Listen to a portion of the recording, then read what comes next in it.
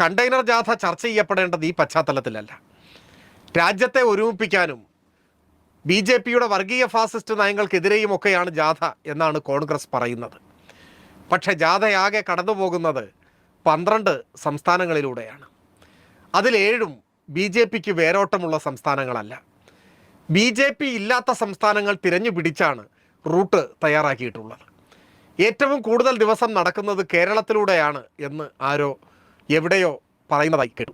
കേരളത്തിലാവട്ടെ B J പിക്ക് ഇനിയും നിവർന്ന് നിൽക്കാൻ പോയിട്ട് നിരങ്ങി നീങ്ങാൻ പോലും സാധിച്ചിട്ടുമില്ല. അപ്പോൾ ഈ കണ്ടെയ്നർ ജാഥ ആർക്കെതിരെയാണ്, എന്തിനെതിരെയാണ് എന്ന കാര്യത്തിൽ കോൺഗ്രസും മാധ്യമപ്രവർത്തകരും തമ്മിൽ ഒരു ധാരണയിൽ ഇനിയെങ്കിലും എത്തേണ്ടതായിട്ടുണ്ട്. ഇത്തരത്തിലുള്ള ഗിമ്മിക്കുകൾ കൊണ്ടല്ല, വർഗീയ ഫാസിസ്റ്റ് നിലപാടുകൾക്കെതിരെ ശക്തമായി അഭിപ്രായം പറഞ്ഞുകൊണ്ടും കേന്ദ്ര സർക്കാരിന്റെ വികലമായ നയങ്ങളും രാജ്യത്തെ ഭിന്നിപ്പിക്കുന്ന നയങ്ങളും തുറന്നു കാണിച്ച് എതിർത്തുകൊണ്ടുമാണ് രാഷ്ട്രീയമായി ശക്തമായ ഒരു നിലപാട് സ്വീകരിക്കേണ്ടത് എന്ന്.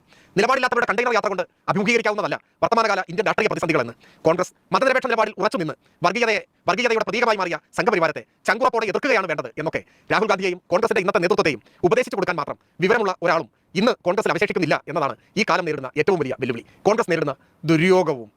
അതിന് പുറമെയാണ് ഒരു വിഭാഗം മലയാള മാധ്യമങ്ങളുടെ കണ്ടെയ്നർ വാഴ്ത്തിപ്പാട്ടുകൾ.